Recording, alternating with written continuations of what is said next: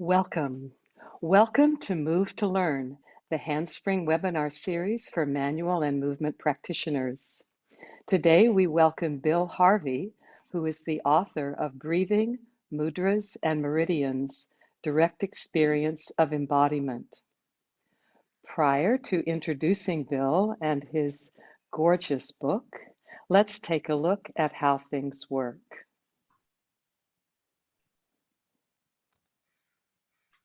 This webinar will comprise roughly 45 minutes of discussion, presentation, and exploration, followed by 15 minutes of Q&A. Please bring your curiosity and, of course, your articulate hands.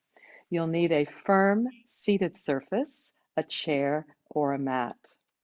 The chat is on, so do say hello and tell us where you're joining from.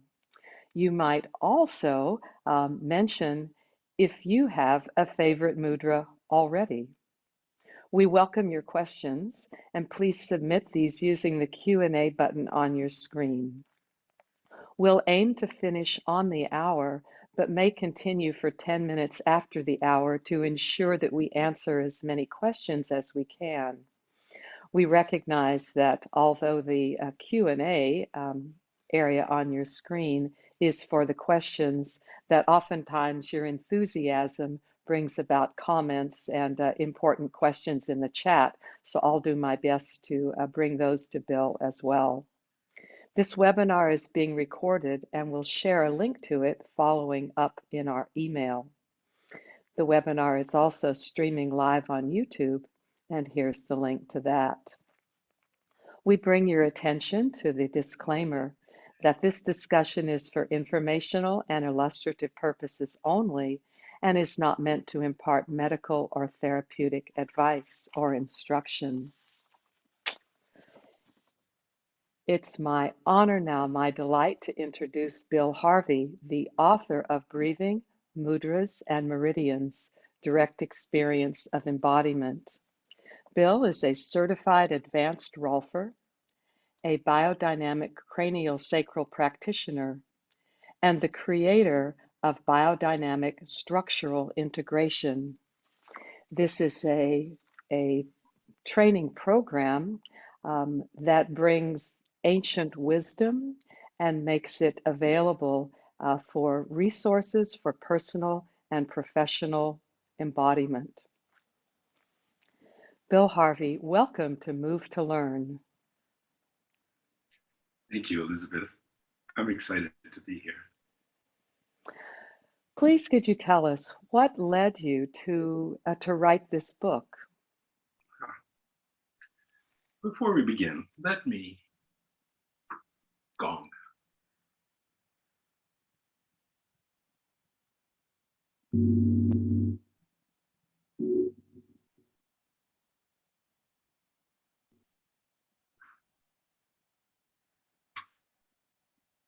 I begin my mudra classes consistently with a gong or a Tibetan bell.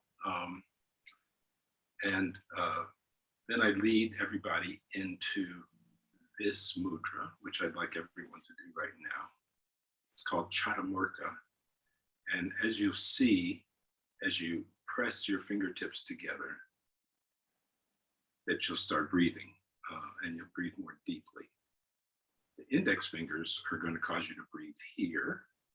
The middle fingers are going to cause you to breathe here. The ring fingers are going to cause you to breathe into your front of your diaphragm. And the little finger causes you to breathe into the back of your diaphragm. So let's try that. So the gong or the bell centers us. And the breathing gets us present in this moment.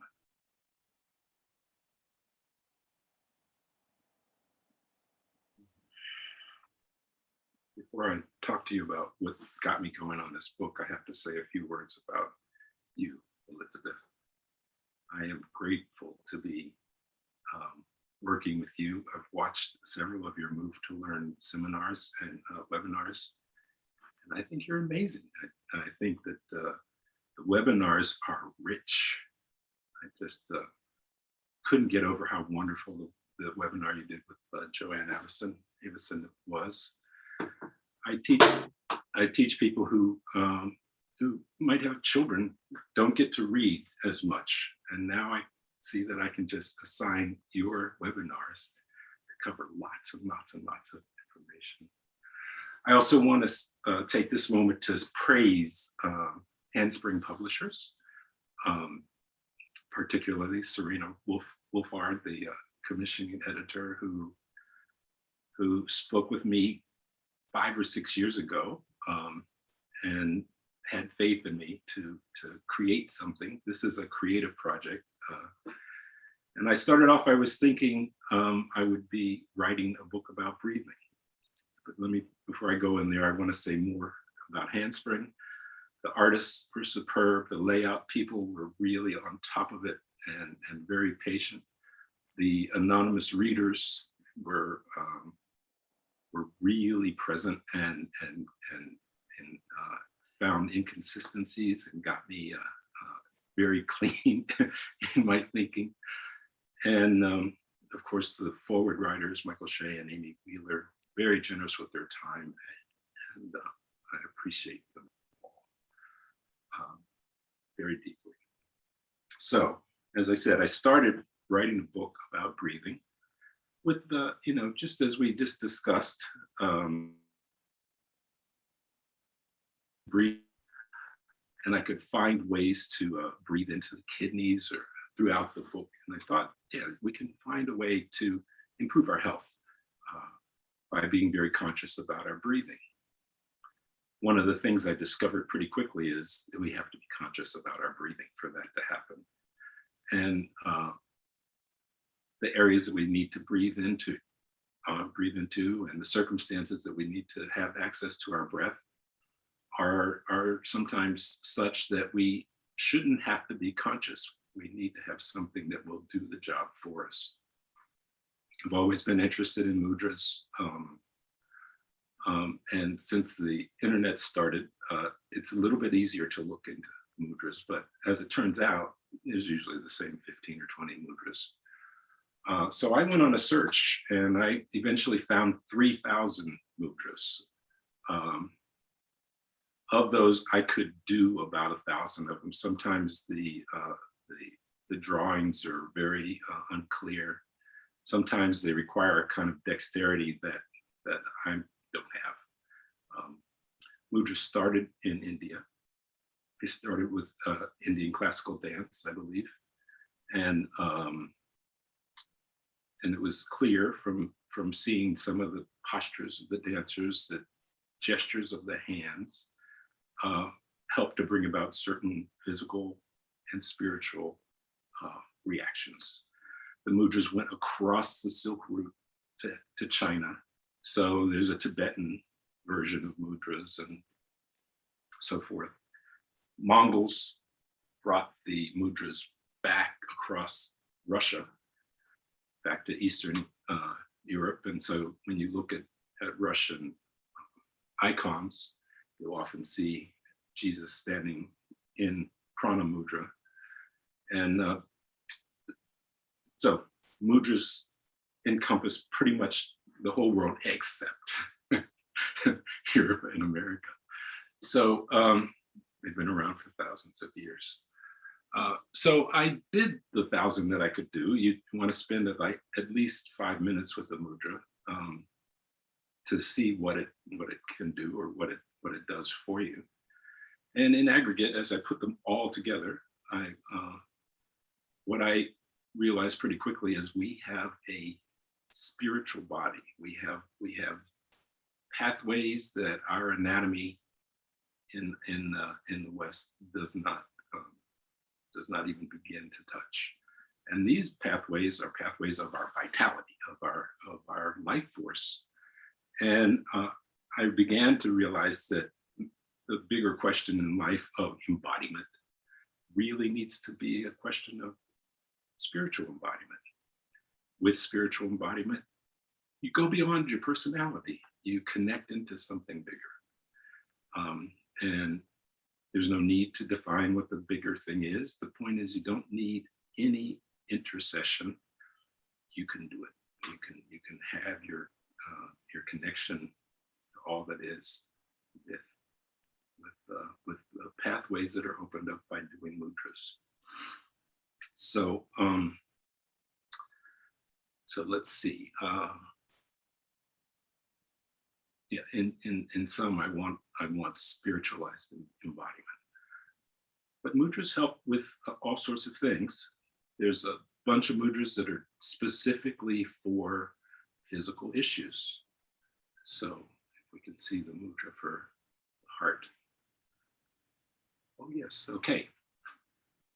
These are some of my favorite mudras. Mahashirsha Mudra is a mudra that clears up your breathing. It clears up sinuses, sinus problems. This is one that I do a lot when I can't breathe because of humidity in the night. So it's very simple, and it doesn't really matter what position your hand is in when you do it.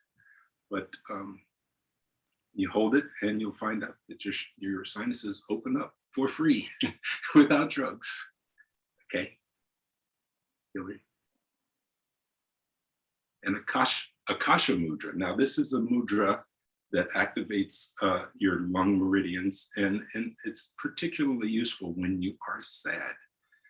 So you can hold this mudra, thumb to middle finger, and you'll find that your sadness doesn't get stuck. You don't wallow, but it starts to move. Now it's important.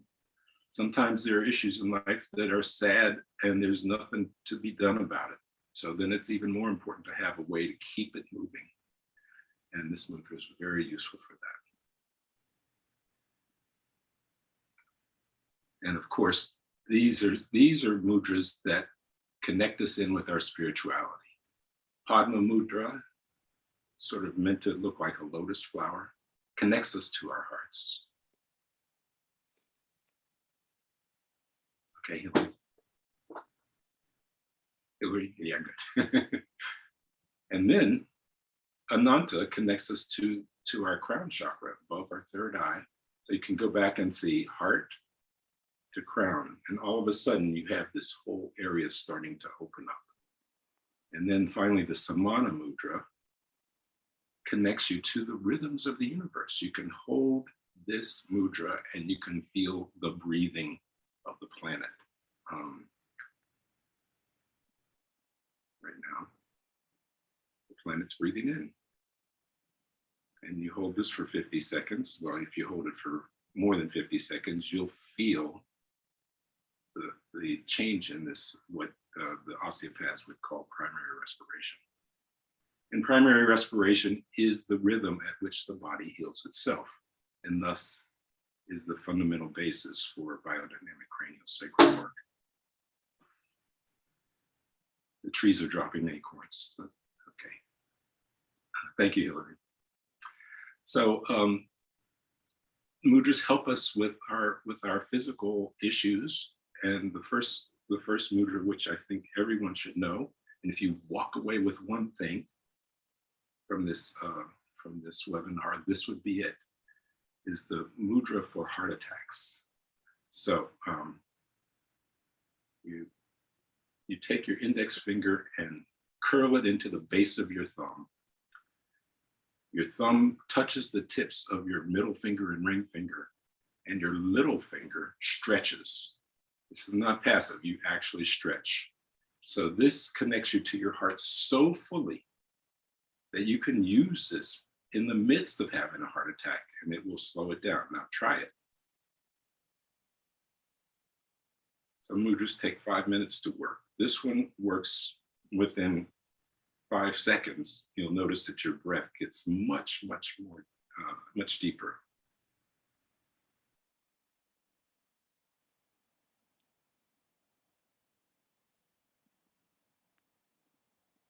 There are dozens of heart mudras, but this is the one you need to know. Mudras can also help you with chronic conditions. So the Viparita Mudra, thank you, has you holding the back of your hands together, can actually touch your thumbs, unlike in the picture, and you hold it in your sternum right in front of your heart. And you can bow your head a little bit and notice where your breath goes.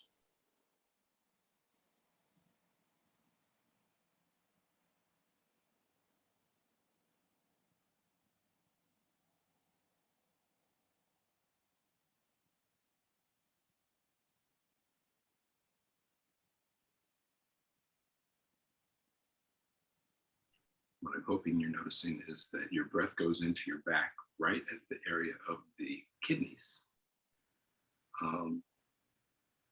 In Western medicine and in Chinese medicine, there's not a lot of space given for the fact that our organs need space.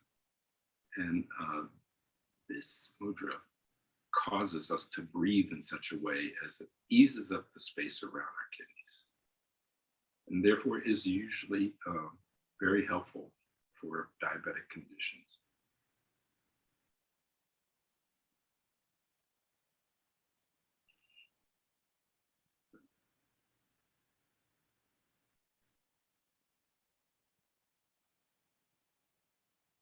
Mudras help us locate structures in our body, not only structures in our physical body, but structures in our, what I'm now calling the spiritual body. We can move on to the next. Oh, you're right. Thank you. Mudras help us see how vitality moves through our body. Now, Prana Mudra is one of the most well-known mudras. You hold it on your lap, and you'll feel pretty close to instantly vitality, chi, prana, moving up the front of your body.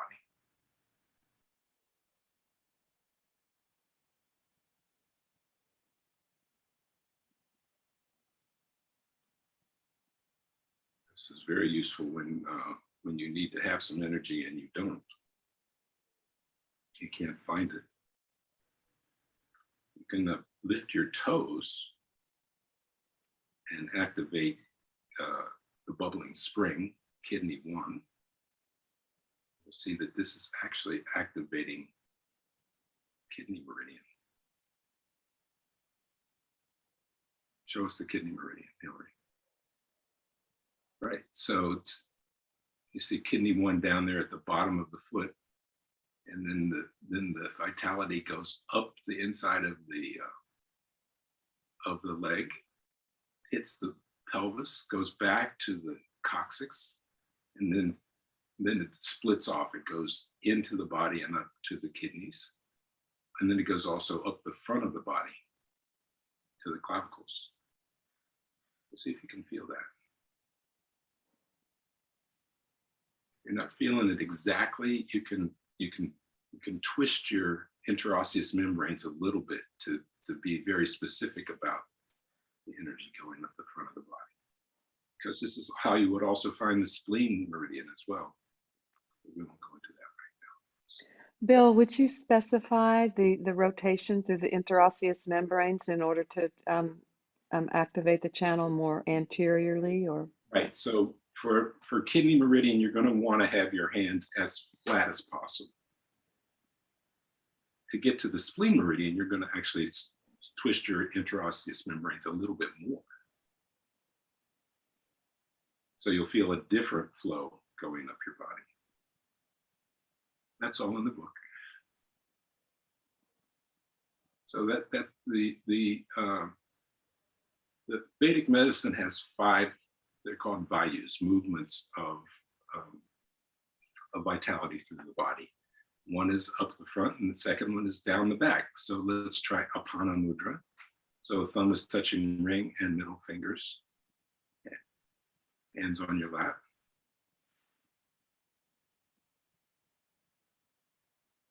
And shortly, you should feel the flow of vitality down the back.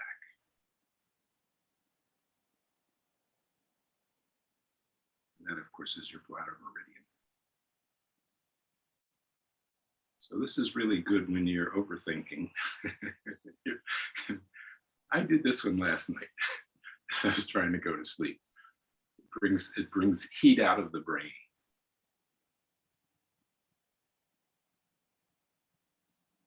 very calming.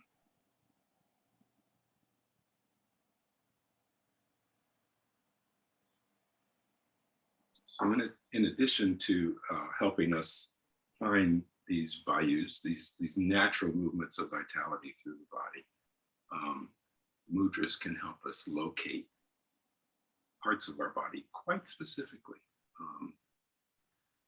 both our physical body and our spiritual body. So, Hillary, if we can go to the Ajna chakra. Oh, sorry. There is the bladder meridian that you should be feeling, that you could be feeling as you do Apana.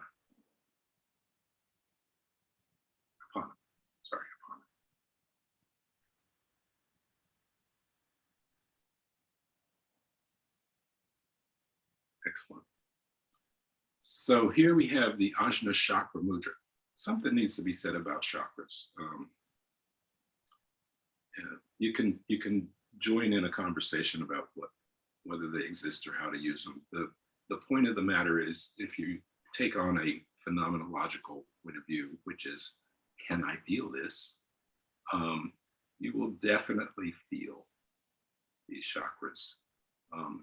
And as you move along in your life of doing the practice of mudras, you'll begin to get to the point where you can see how the energy that travels up and down the central channel, the Sushumna, actually gives vitality to the meridians. So to feel your third eye,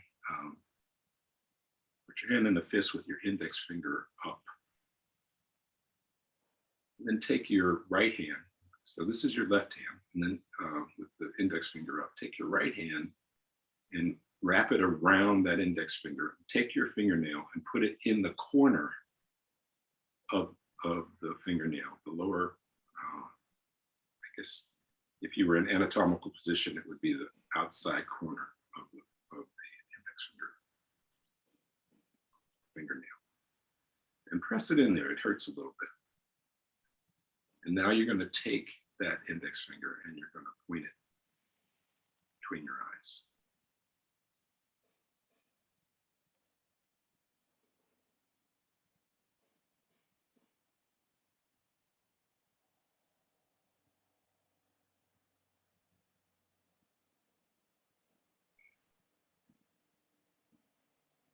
Hopefully you're going to start feeling some tingling. That tingling is going to be at the pineal gland.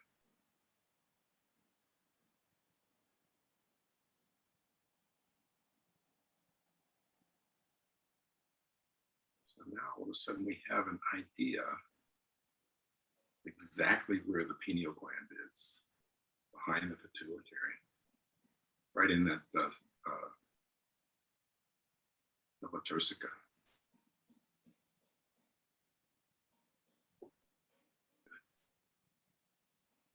Now let's do an experiment.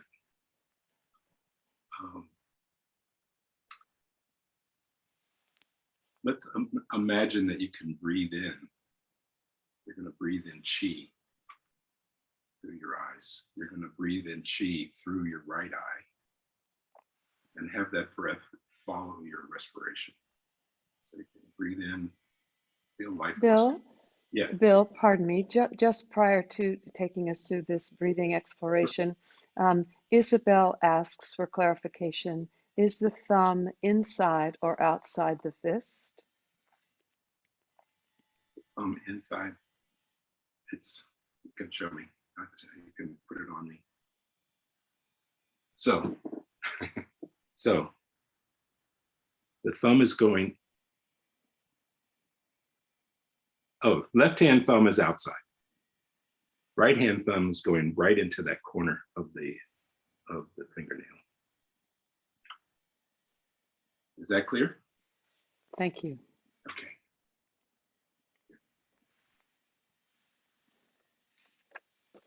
All right. So now I want us to explore our optic nerves with life force, with chi. So we're going to breathe in through the eyes. We'll start with breathing in through the right eye. We're going to have the breath follow our respiration. So when you breathe in with your respiratory diaphragm, breathe in chi into the right eye. And as you can see in this wonderful illustration from Thomas Atlee's wonderful book called Face to Face with the Face, the optic nerve, which is the brain, by the way, is going to go around the stella turcica, and then it's going to go into the left brain. So the right eye chi is going to go into the left brain. So breathe in and feel that.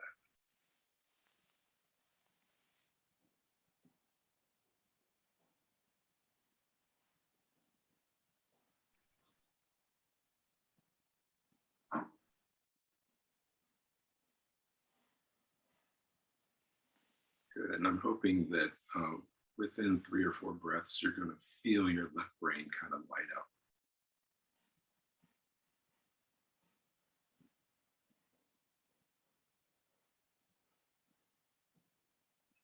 Excellent. Now, let's breathe into the left eye. And feel the flow of chi through the optic nerve right into the right brain. Left eye goes to right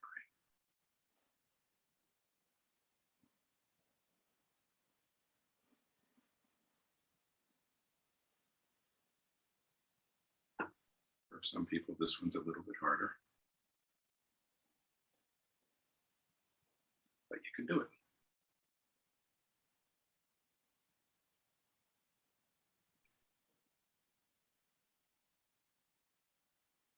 Good. So now think of that place, feel that place where the optic nerves cross.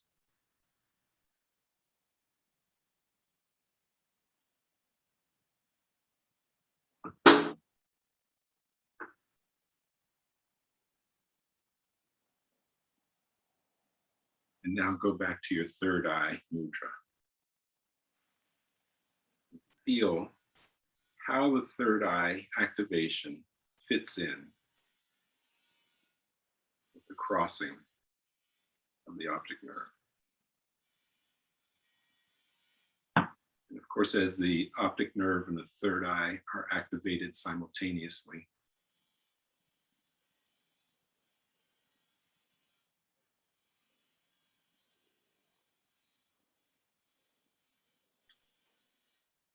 other chakras may light up as well. Now are getting a phenomenological understanding of where things are and how things relate to each other in space in your brain.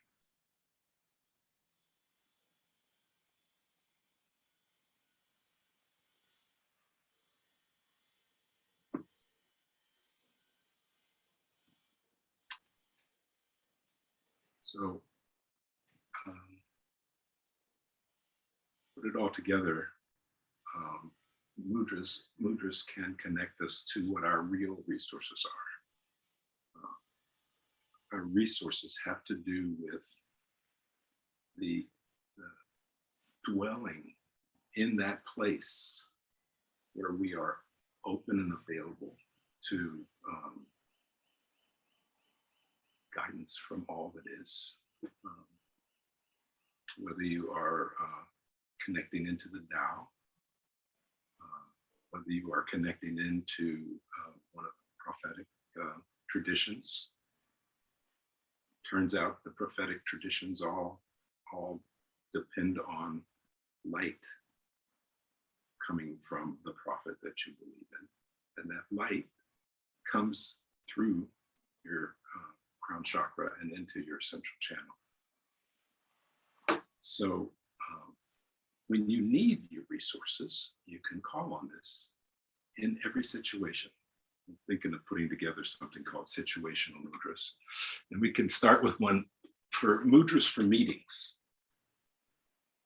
Let's say we're in a meeting and we're not happy about it. One of the first things you can do is put your hand under the table so nobody can see.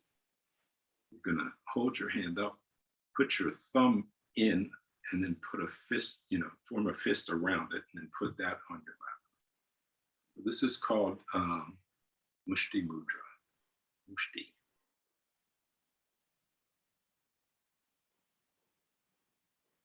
Hopefully you'll notice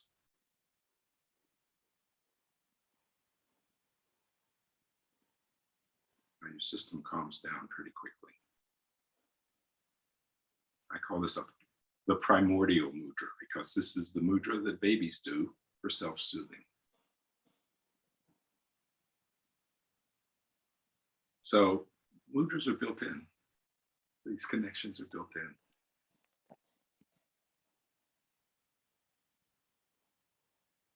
I'm going to go off script for a second, Hillary. Let's say you're in a meeting and you're so nervous you just can't get it together. You can't breathe. There's a mudra called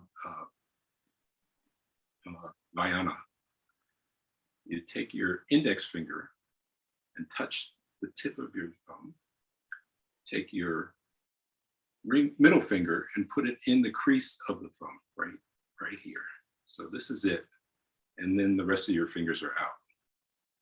This is a mudra that I also use when I'm trying to sleep. So try this. And hopefully you're going to notice how quickly you start to breathe. So if this meeting is going on, or what if they're attacking you? This is something you can do.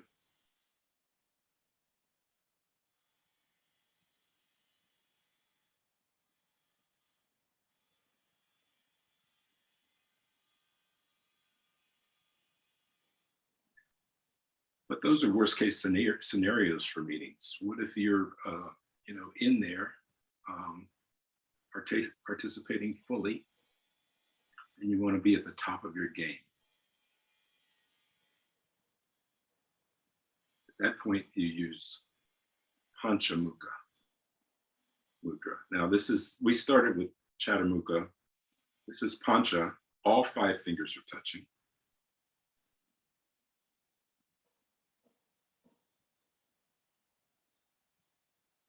What you find is the fingers are connecting, causing you to breathe deeply, causing the breath to slow down. And the thumbs together, you discover, activates the corpus callosum. So now all of a sudden you have better communication between right brain and left brain. So you can really kind of hang out in this. And Chancellor or former Chancellor Angela Merkel use this all the time. All the time. I rarely see a picture of her when she's not in this mudra. So it means you're at your best.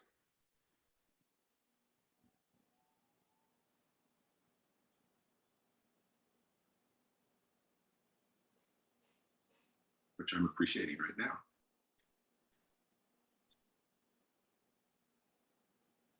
What if we're in circumstances which are totally infuriating?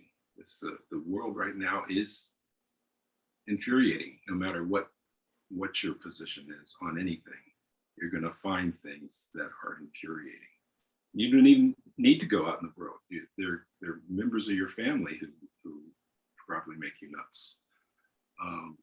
There's members of people at work who make you nuts. So the thing to activate it this time is what I call the ultimate heart mudra. Now, to do that, you're going to have your 4th and 5th fingers folded in. Everyone knows this is the church, this is the steeple, and here are the people. So these are the people, 4 and 5 going in. And then you lift up your hands so that your middle finger, index finger, and thumb are together. And you put the heel of your hands together. So you're going to lift up your elbows.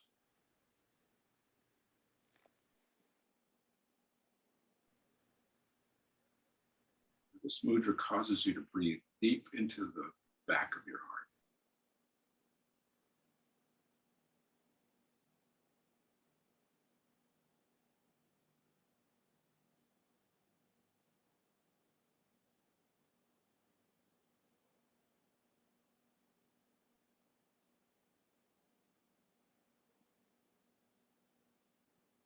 So now, as I think it also activates the what they call the heart-brain resonance, where those 40,000 neurons on top of the heart start to communicate with your survival brain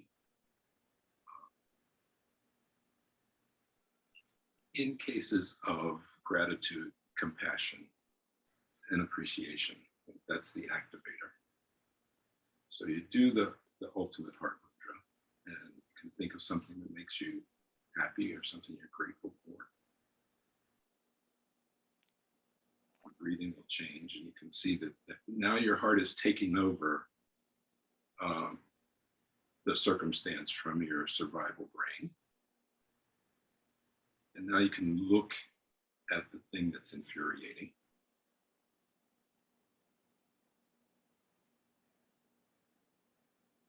You may find that there's some compassion. You may find that you don't have to agree, but you can see that their position is congruent for them. You can leave your judgment.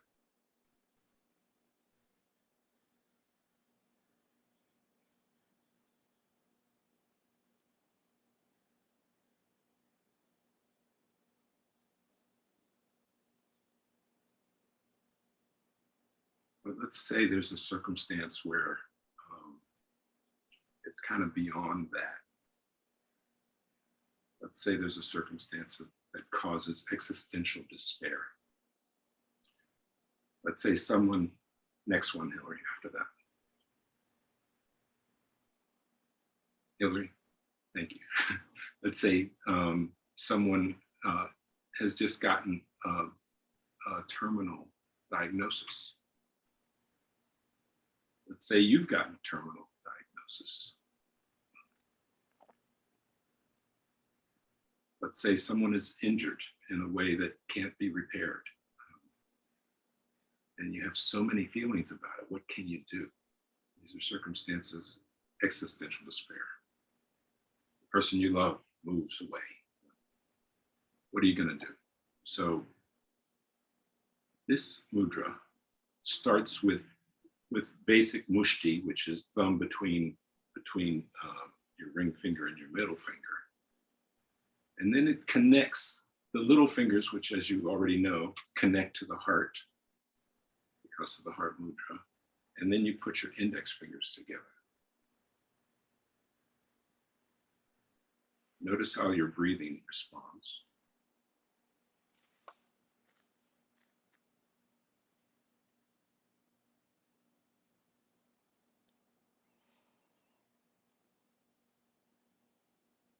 So again, let's think of something that might be a cause of despair in your life.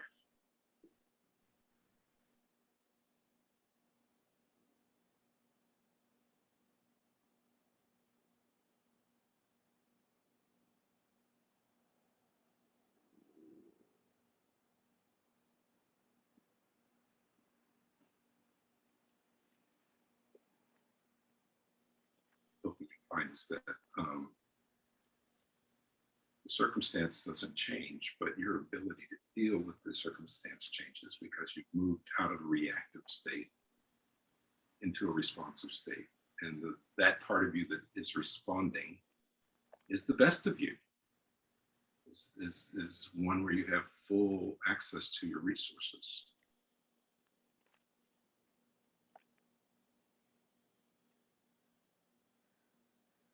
So you're open, you're alert, you are clear-eyed,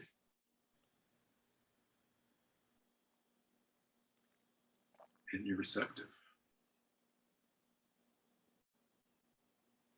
Receptive to the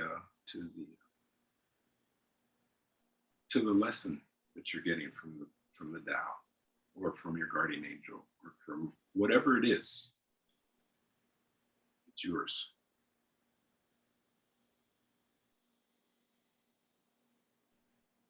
Excellent. Excellent. So Elizabeth, shall we move on to the pelvic floor exercise, or would we like to go to questions? Wow. I'm so immersed in the experience of mudras, I'm not paying attention to the flow of time. Yes. Please, please, onward to the pelvic floor sessions that you've prepared. Okay. So, one of the forbidden zones in our world is the pelvic floor.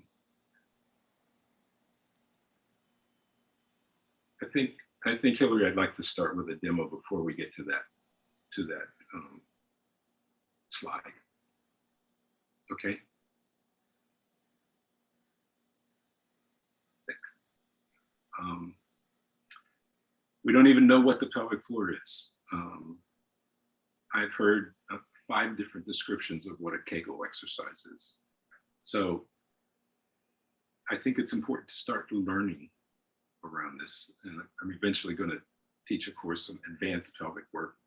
And it's based on some of these insights that come from working with mudras. So the first thing is, where is the pelvic floor? What is it? Can we feel it? And the answer is yes, there is a mudra. It's called Yoni Mudra. And to do it, you're gonna interdigitate your fingers. The right index finger is gonna touch the left index finger, and so forth for all 4 of your fingers. And then you fold your hands down and touch your thumbs. Now you're gonna press your fingertips together.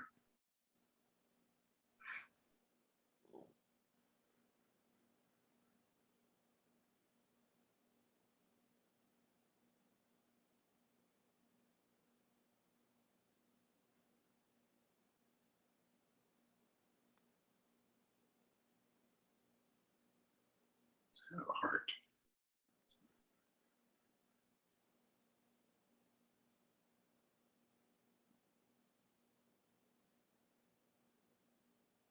Hopefully within a minute or so, the feelings start to essentialize to the pelvic floor. So this is exactly the pelvic floor.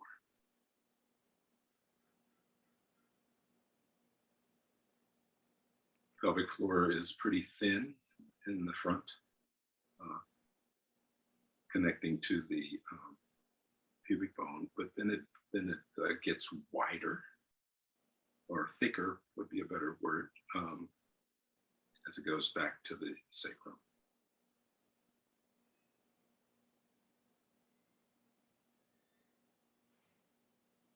So hopefully now your pelvic floor is kind of lit up. Let's do the Moulidar Chakra, Hillary. And so I can show you what it's like underneath the pelvic floor.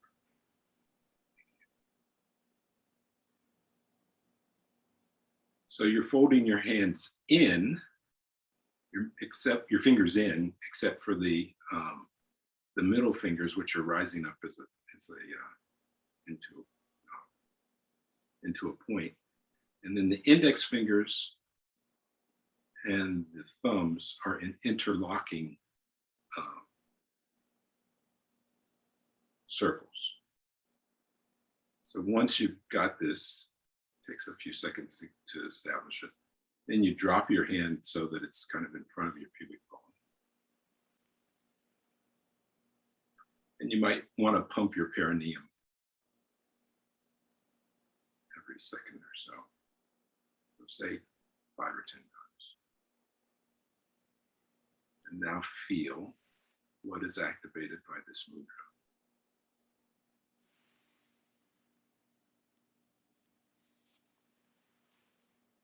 So this is below the pelvic floor. Moulidar Chakra is the base chakra, and it's housed at the perineum. You might feel a little tingling there. Much easier for guys than women because of the size of the perineum.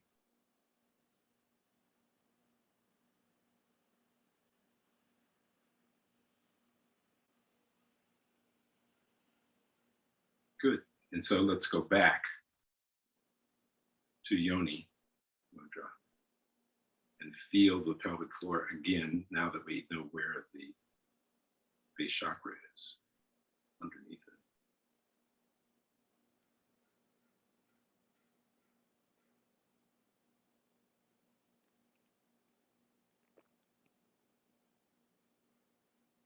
Excellent.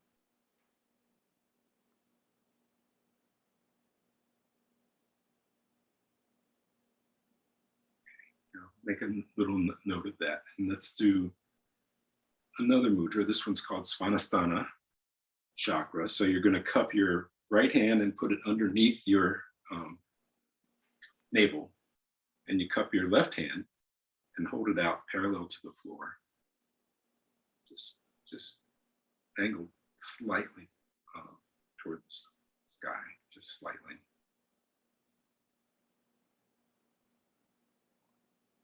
Now this activates the second chakra, which for women would be the uterus and for men would be the prostate.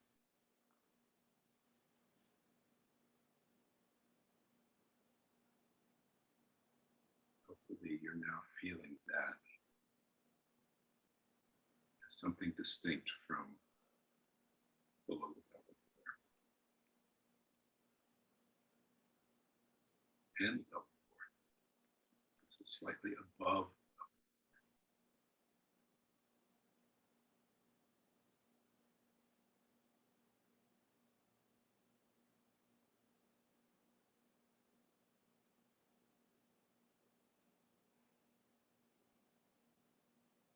So now we have a sensation.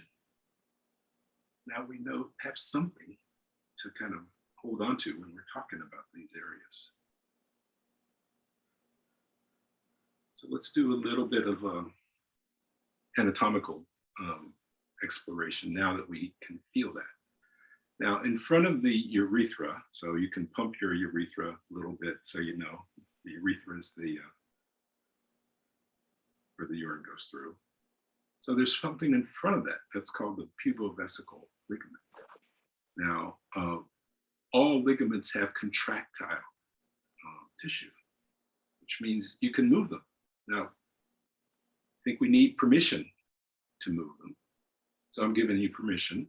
Find something in front of the urethra, and that's the pubovesical ligament connecting to the back of the pubic bone.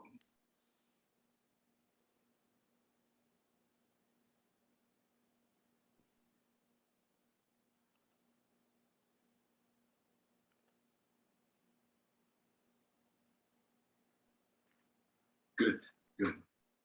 Now I want you to put your hand in the middle of your sacrum.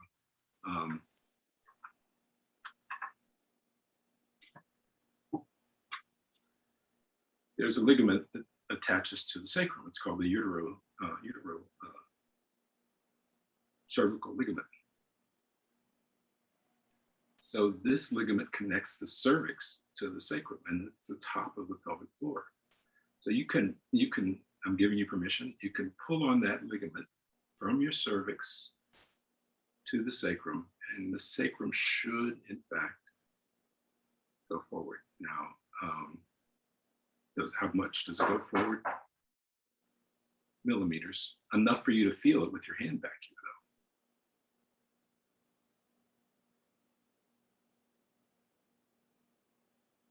though. And then go back to the pubovesical ligament.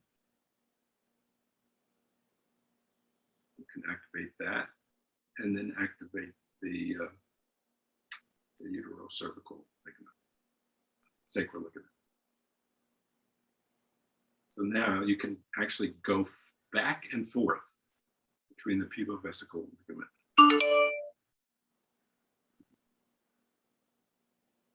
and the front of the sacrum.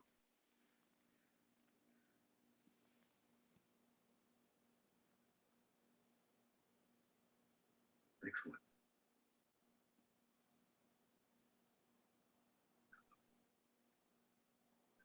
So, thus, with the help of the mudras, we can find our way.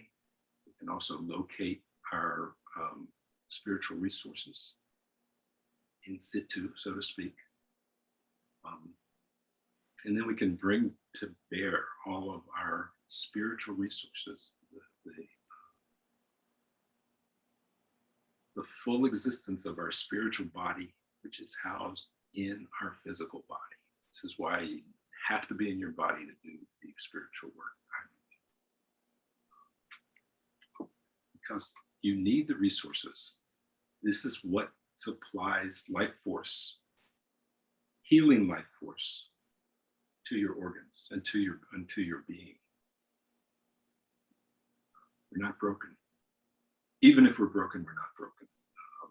Because everyone has these resources. Everyone has ready access to them. It requires very, very little practice. And so this is what finally this is where I came to with in the writing of the book. How do you get yourself to spiritual embodiment? And as you do that, how can you judge yourself? How can you judge your own actions? How can you be accountable to all that is? How can you be accountable to the ecosystem around you? What is the ecosystem around you? All of this is available with just a little bit of work with the mudras and your awareness. And it's fun.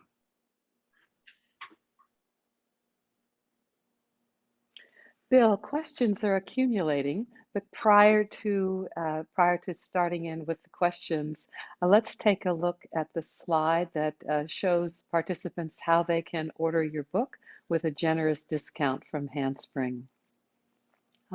Breathing Mudras and Meridians is available with a 20% discount. There's a code on your screen, capital MTL 2020. Move to Learn 2020, and you can use that code at the checkout when you order the book from the Handspring Publishing website. This code is available through the end of the month, through September 30th, 2021, even though we're using the code 2020. And we'll just note, we'll bring to your attention that the next webinar in our series is from the author of Zero Balancing, James McCormick, will be with us October 27. Now, thank you, Hillary. Back to the questions that are accumulating. Bill, a question from Donul. What if you do not have all 10 fingers?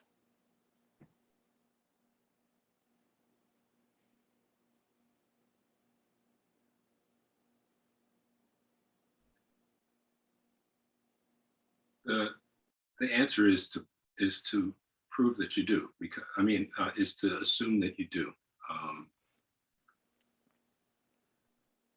because you do in spiritual reality, you do. So just act as though you do, and you will get the result. It's true with any missing body part. A lot of people don't have gallbladders. When I do visceral work, I treat the gallbladder whether you have one or not, because it is a energetic formation, that it's still there. It doesn't matter whether they yanked it 20 years ago. It's still in there, and it's the same with any body part. Just proceed as though you have one, or have whatever's missing. Bill, there are appreciative comments in the chat from Katrina Patterson. Thank you so much, Bill. I waited a year for your book, and it was worth it. Thank you. And from Jan Trawartha, Deeper, relaxing, and engaging work. Thank you, Bill. Thank you. From Heather Baker, I discovered mudras several years ago and became overwhelmed and was not able to practically apply them well. Your work is so beautiful. Thank you for doing the work to learn this in a way that you can present it in such an understandable way. Thank you.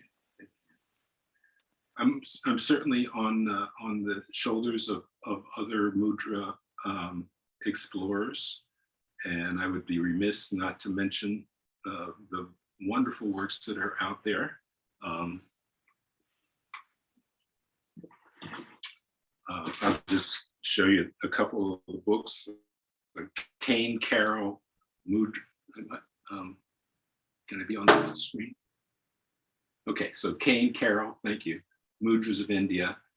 This is like an absolute wonderful encyclopedia. He and his wife just found many mudras and write about them beautifully, and the photos are great, and they had cards which are also wonderful, and I use them all the time in my mudra classes.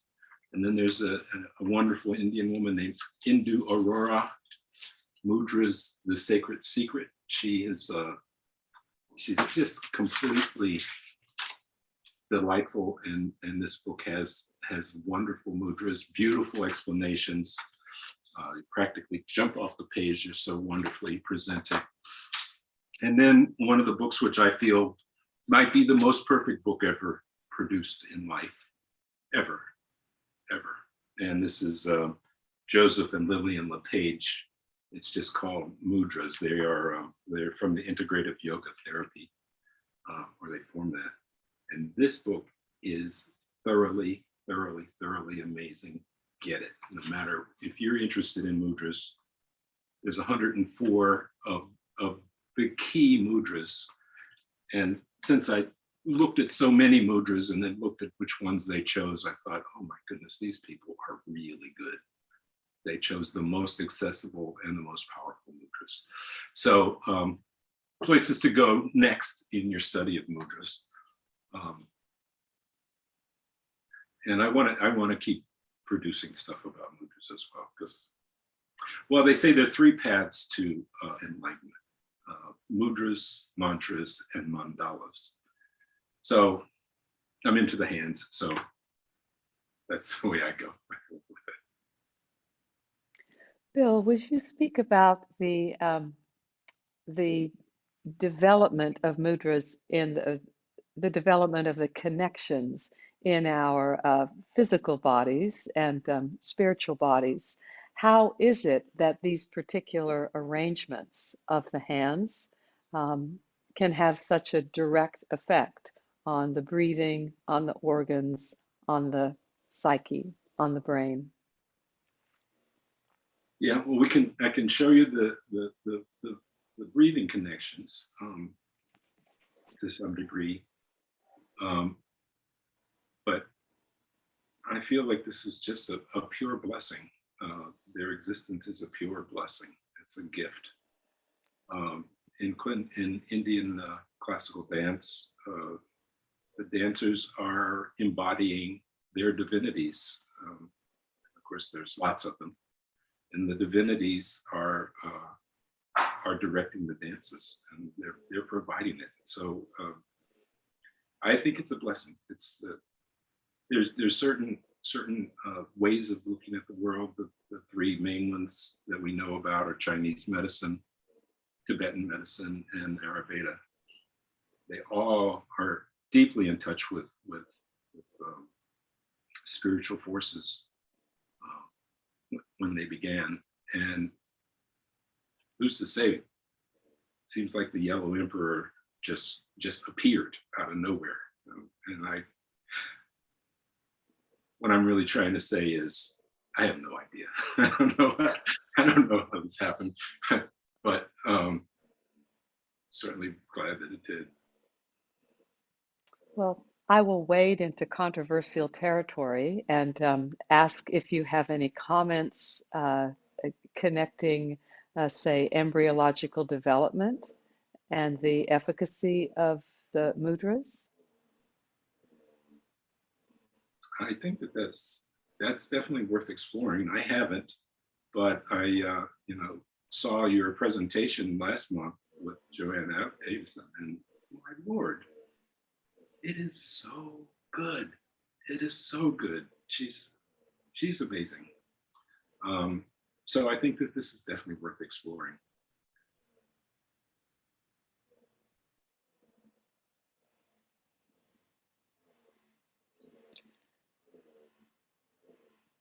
Lisa Leader from Washington, D.C. Comments that I love the feeling of calm that you radiate. Thank you. Thank you. Believe me, it's the mudras. I wasn't calm this morning.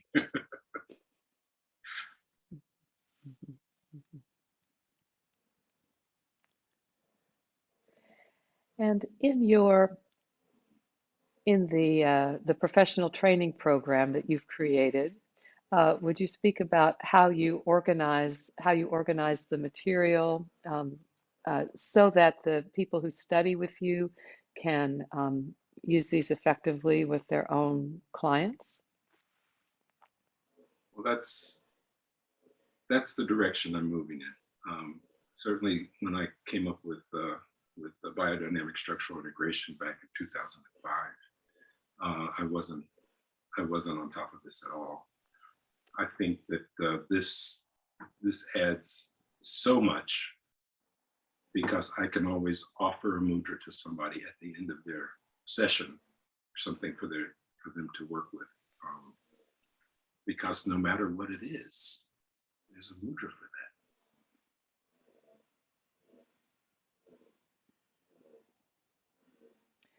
Katrina Patterson is inspired by your answer to Donal to act as if all 10 fingers were present. She says, wow, is that the same approach one would take for tonsils and the appendix?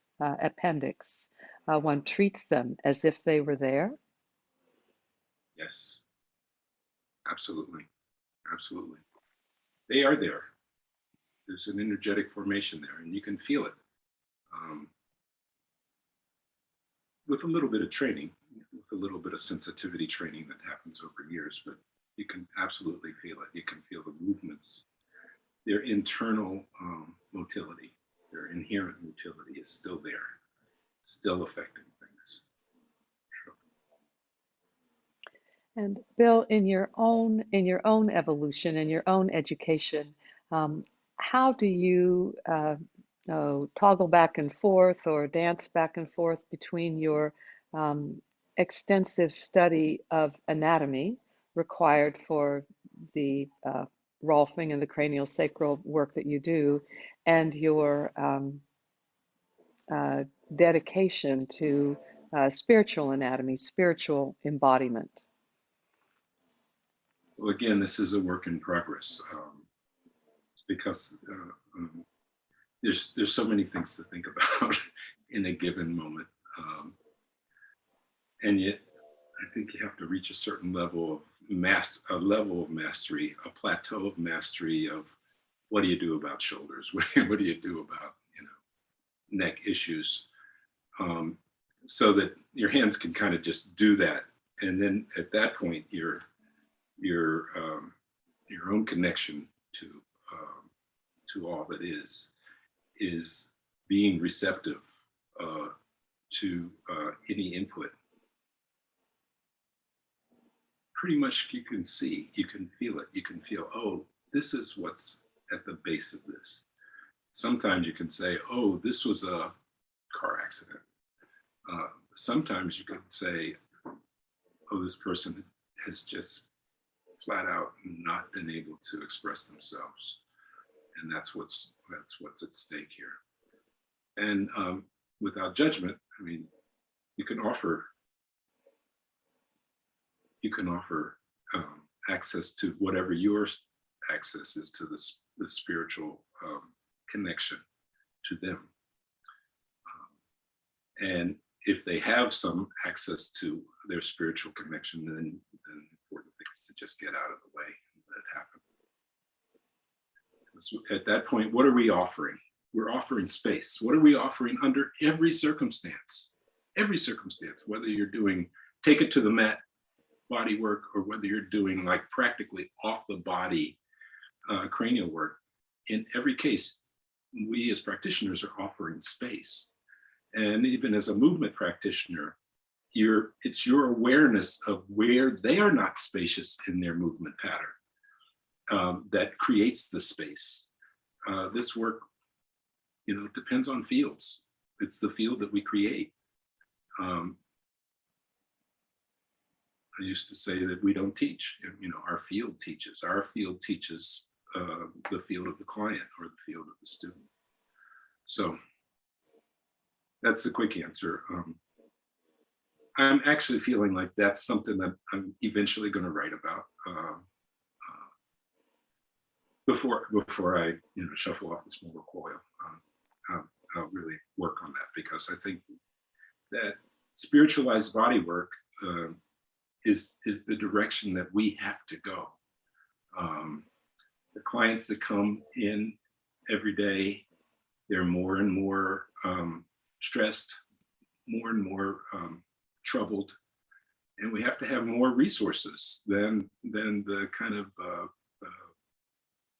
mechanistic stuff we were handed to start with.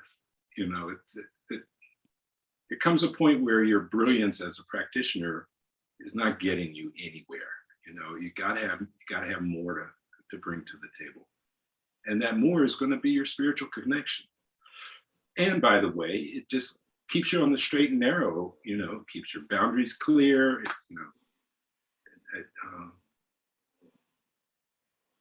We got to have access to that, and it's not easy. It's always so much to think about.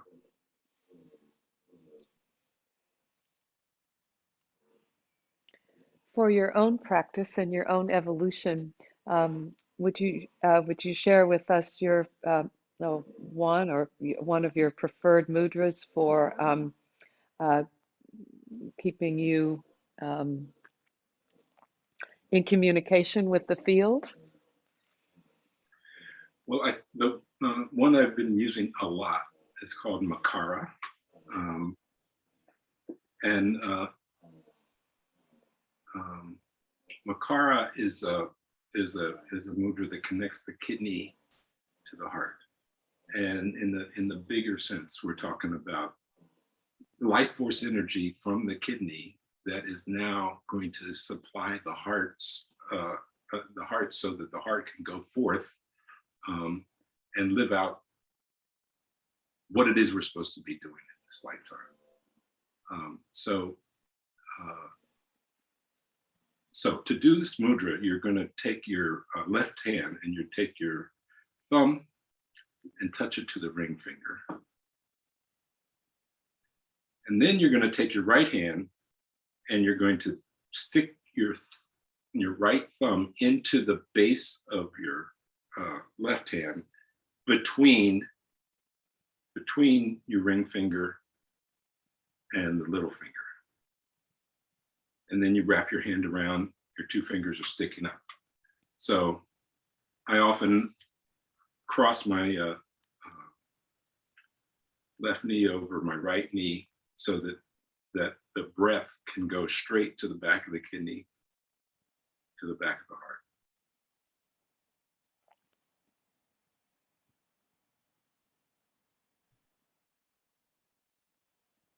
When I couldn't sleep last night, I was doing this, which is awkward in bed. And then the insight kind of popped up, which is one of the reasons we should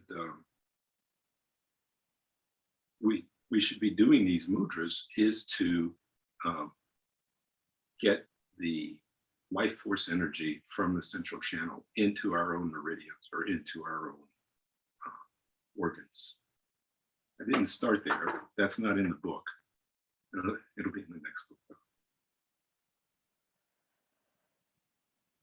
Hopefully what you'll see is that you breathe into the back of your kidney and into the back of the heart.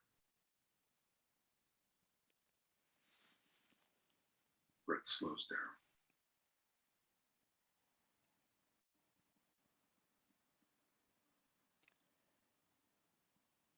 A total antidote to our sympathetic nervous system overdrive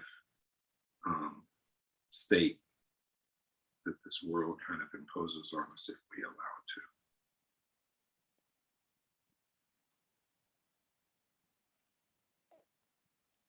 Bill, I look forward to many more opportunities to learn from you, to study from you, certainly to studying your book.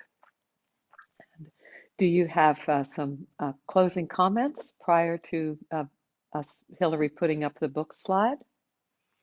Well, again, just huge thanks to you. I think you are amazing. You're an impresario as a organizer of these webinars, and you're completely available. Truly, you're amazing. I appreciate you. And beyond that, all praise to Serena. She is Serena Wolfgard, our bodhisattva. She sees something that that the author might not have even known was there. She sees it and she knows how to nurture it. And any of you who are lucky enough to interact with her,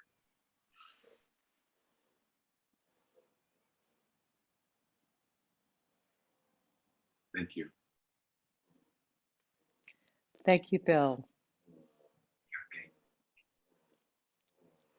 Hillary, let's take a look at the slide about how to order Bill's book.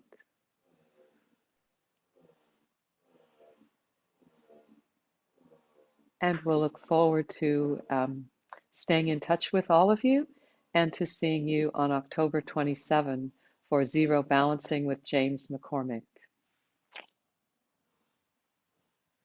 Bye now.